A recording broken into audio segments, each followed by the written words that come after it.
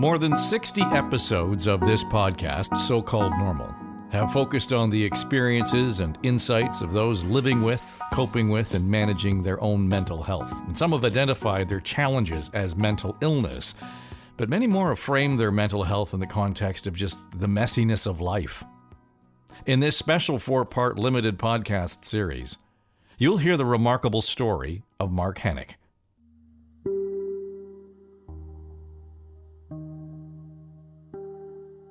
We hear his own account of a suicide attempt at the age of 15.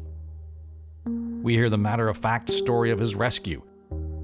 And we hear the personal story of an ordinary man who did the extraordinary. Here's your host, Mark Hennick.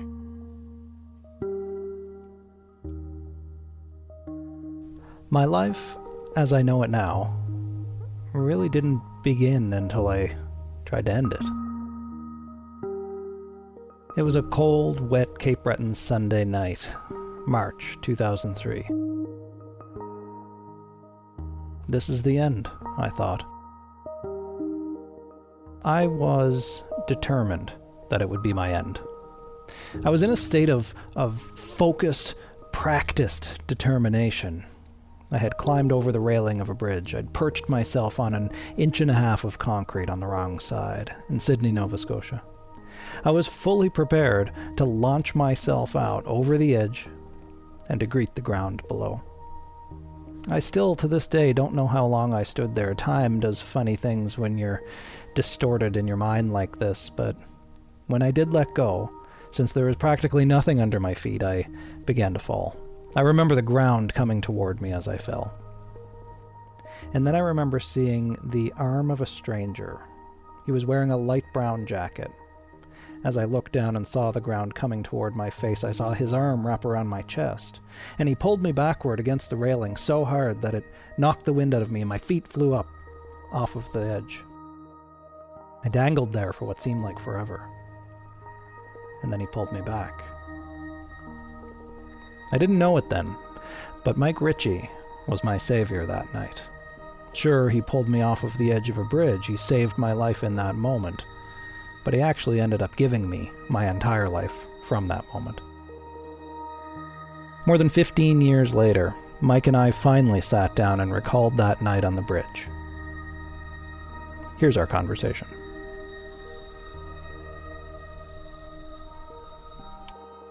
I put my arm around the front of you and grabbed the back of your jacket, and when I had you in that position, the other police officer ran over and we both... She helped me pull you back over the railing. Somebody had told me later, and I can't remember who,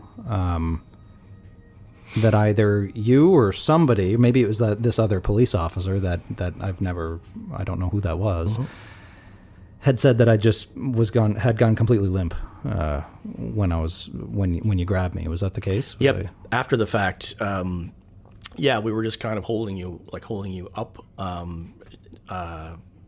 and at that point, after we had you safely over on the other side, that's when paramedics rushed in and they kind of took over. So it was just a brief, moment that we were physically holding you when we had you over on the other side. I remember you weren't like trying to walk away or anything. We were just holding you. Well, I wasn't there to fight anybody. Yeah, for sure. So at that point, then they had put you in the back of the ambulance. I remember you were sitting with the doors were open for a little bit, and they were talking to you, and as I said, emptying your pockets and things like that.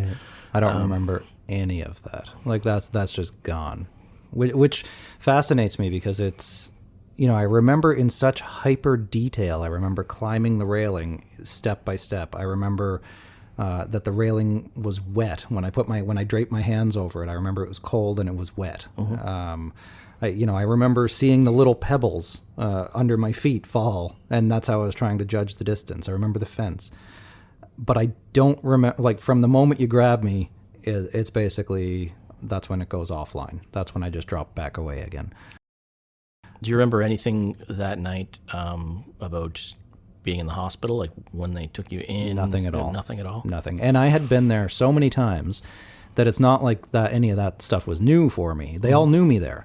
And actually much later, I recently learned, I don't know if I've told you this or not, as I looked through all of my hospital records, on one of those later admissions, I don't think it was that one. I think it was the time before that one. In the discharge note, the social worker wrote, "We should probably leave Mark's file open because he's probably going to be back."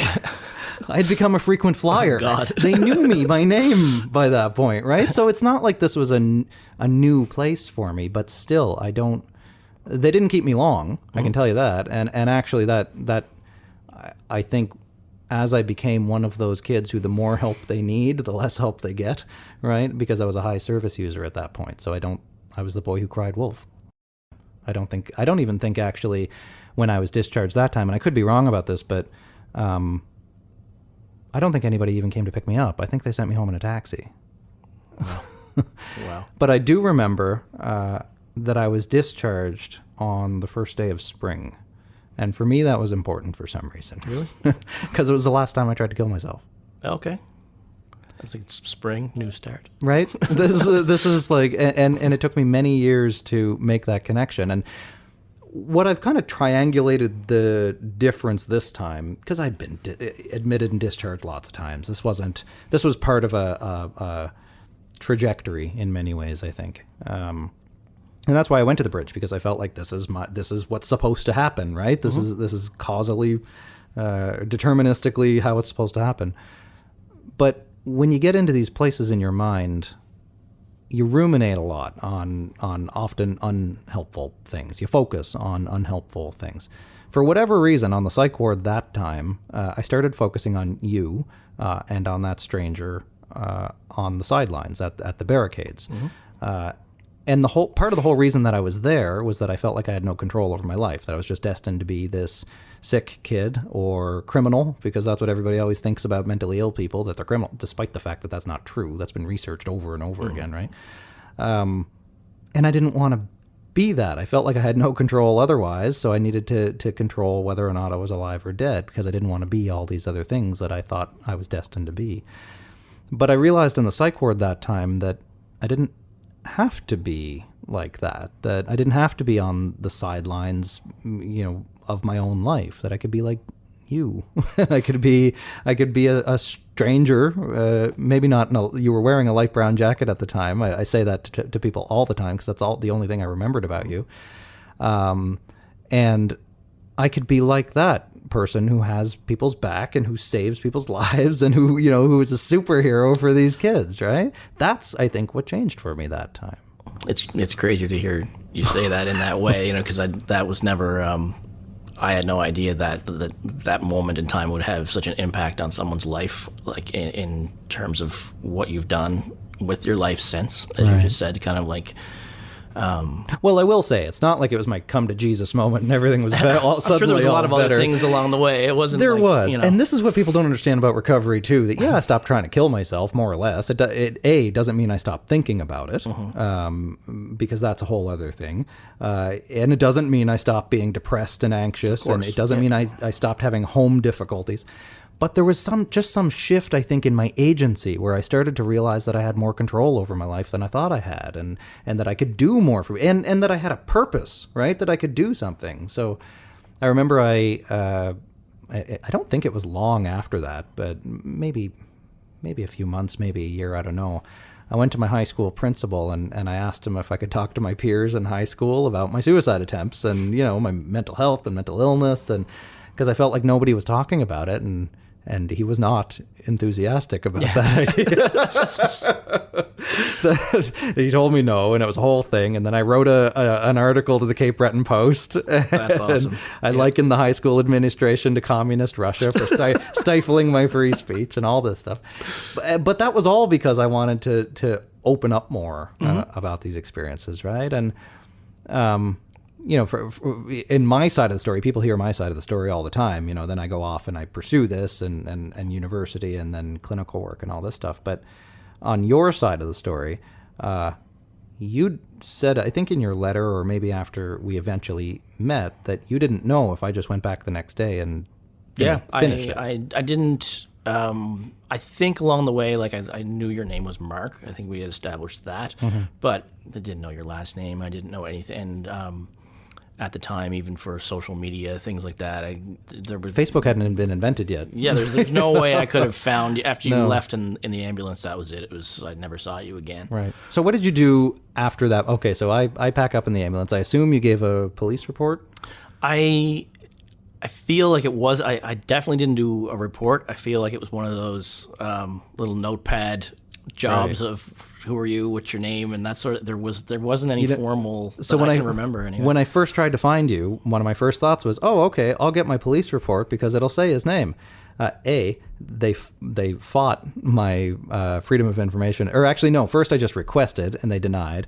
I put in a Freedom of Information Act request, which they denied again. I appealed their denial because I'm a bit persistent.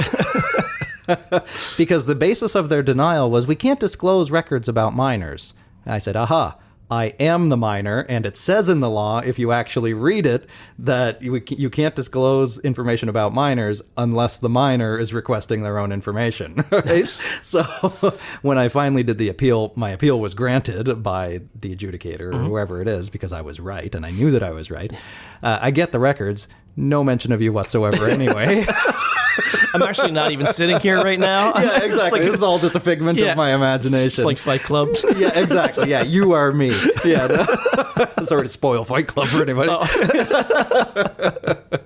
But I had asked, I remember when I don't remember why I got this urge to suddenly look for you. So this is a dozen years later, 12 or 13 years later, I think by this point. I'd been doing media stuff. I'd gone off and finished 2 degrees. I was in Toronto. I had done the TED Talk already, probably like a year prior to that or something like that, in which I talk about you and the stranger in the light brown jacket who saved my life, right? And then disappeared into the night, rode off into the sunset, never heard from again. And I felt like an imposter, actually, and like I just told a story, and I didn't even know if it was entirely true, because this TED Talk was viral all over the place, and I didn't even know if you were real. I remember reaching out to, trying to get the police record, and I reached out to Andre Picard, who has been on, he's a health reporter, health columnist, rather, for the Globe and Mail. He's been on this show before. And I said, look, I've reached out for my police records. I'd pulled my health records. There was no mention of this stranger who saved my life that night. I said, what's your advice as a media personality for how I can go about this? How do I do some investigative journalism or whatever it is to find out who this person is? And he said, he agreed that the police wouldn't be much of a route. And that's when I got the idea to propose to Canada AM, then Canada's most watched morning show. I'd already done the show four or five times, I think, before, to come on and ask for the public's help in finding you. It was the week of Bell Let's Talk in Canada, and I said that I wanted to find this stranger who saved my life. All I know is that it was a dozen years ago. It was in Cape Breton, Nova Scotia, and he was wearing a light brown jacket. That's all I had. That's all I had. Nothing else. And I don't even know if he's real. But he pulled me off a bridge one night. And the producer, I remember, he was just like, yeah, cool, let's do it. It was like he was just the most supportive person. Yeah, that's great. And I remember going on the air, told some of these stories that we just talked about, the ones from the TED Talk too. They showed a clip. I went on. By this point, Facebook had been invented. I went on my Facebook and Twitter pages, shared some of these stories, and asked for the public's help in finding you. And much to my surprise, I often do things without fully appreciating the consequences in advance. I just kind of do them. If I overthought about the consequences, I'd never do anything big. I don't think I would have accomplished anything in my life. I really don't.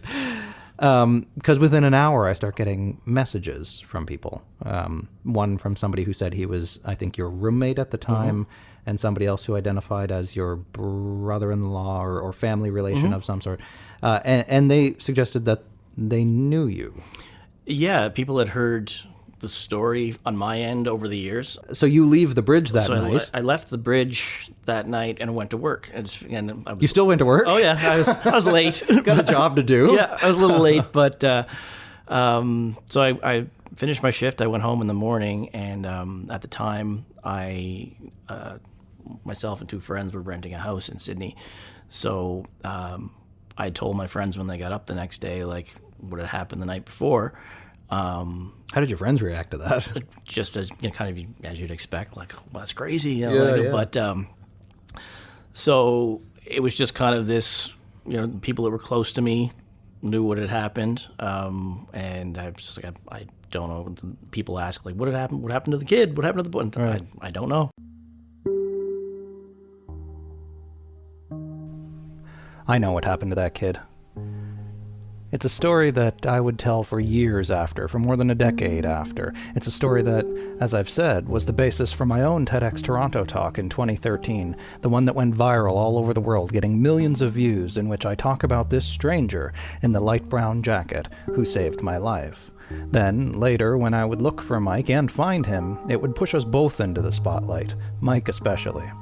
But at the time, we were both just anonymous people, kids really, just going about our lives when we met on that winter night in Cape Breton. So in the next episode, I asked the question, what brought Mike to the bridge that night? Why was he there at the right place at the right time?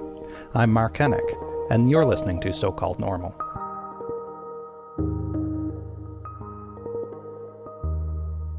You've been listening to a special episode of So-Called Normal with Mark Hennick.